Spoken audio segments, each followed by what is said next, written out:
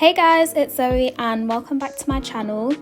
So I'm finally doing a plucking tutorial. I know you guys have been requesting it a lot and I really wanted to have a sit down and just talk you guys through essentially why we pluck wigs and the difference it really makes in your install. Plucking tends to be where you can either make or break how your wig ends up looking, and this is where you can often tell whether your hair has been done by yourself or by a professional. So it's really important to get this step and the bleaching process correct. So as you just saw from that clip, this is how the wig came. This is an Alipearl unit. It's a 24-inch chocolate unit, and as you can see, the hairline originally is quite thick. You can sort of see the denseness and how thick it almost looks. Like there's a lot of hair at the front, and on the other side, which I had already plucked off camera, you can see how natural it already looks.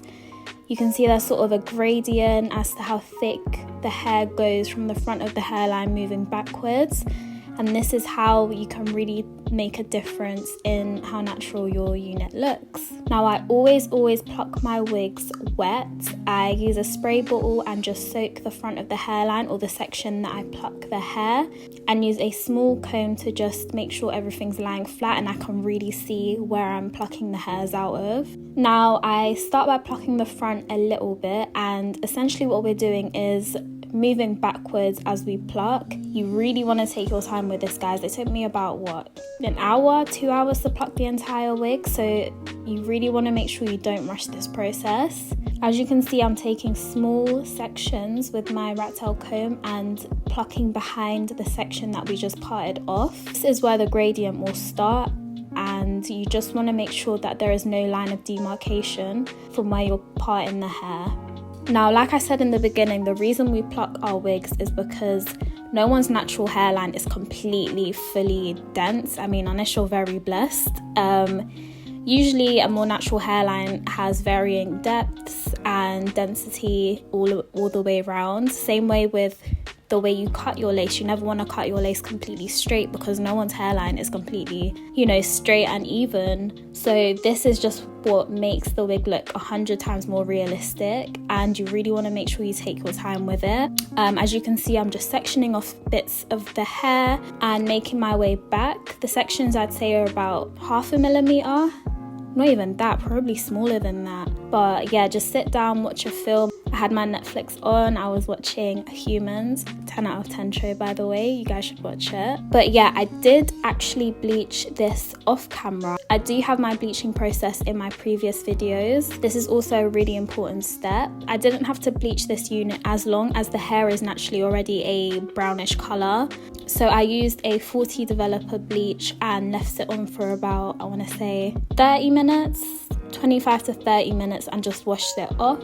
Make sure you're not lazy about this and you really take your time to bleach the unit properly. Again, this makes the difference, and it gets rid of the little black dots that you often see in wigs, which just makes it look like a grid. It just makes your wig look like a grid, which is not cute. But yeah, as you can see, I'm going in and I'm changing directions of the way I'm plucking as well. You want to make sure you always keep your tweezers moving, as this prevents any bald spots from happening. I did end up keeping mine in one spot for a bit too long. It didn't look terrible, but yeah, you just want to keep the tweezers moving and ensure that you're not plucking too much from one section. Keep wetting the hair, because this really allows you to see, the areas that you have covered and areas you need to go over a little bit more. Once I've done the initial plucking, I go in and do some more blending at the front of the hair. As you can see, it wasn't completely flat and smooth. So I made sure that line of demarcation was completely cleared. And yeah, you just want to keep plucking and plucking and plucking. This is about how much hair I got out of that one section. Quite a lot. I really recommend investing in a mannequin head, as you can really see where you're plucking and how it's going to look like on your head. I always do the styling off my head as well, again just because it makes the install 100 times easier, and you can see where you need to go in a little bit more in terms of plucking.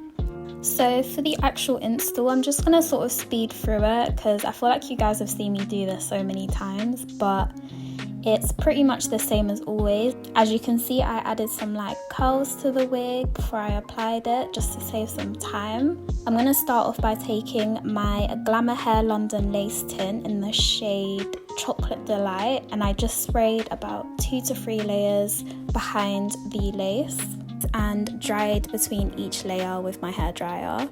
So I just went ahead and popped the wig on, did my regular adjusting just to make sure that everything is aligning with my hairline, and then I took my scissors and cut my lace in a jagged line. If you've been watching me, you already know about the jagged line technique. It's just to make sure that the wig doesn't look like a snapback, so you really want to make sure you take your time in doing so. And again, this is just going to help blend everything seamlessly together.